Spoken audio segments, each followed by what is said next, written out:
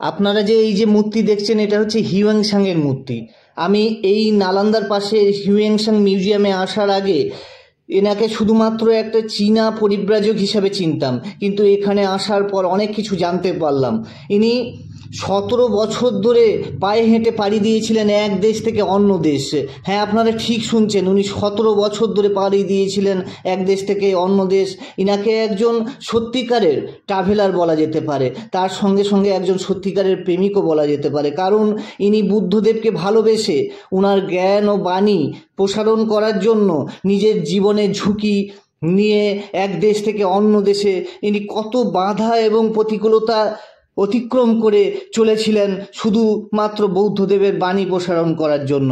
Inner এখানে আসার পর আমি অনেক কিছুই জানতে পারলাম এই হিউয়েনসাং সম্বন্ধে। তাহলে আপনারাও যদি সময় পান তাহলে নালন্দার পাশে এই হিউয়েনসাং মিউজিয়ামে অবশ্যই আসুন।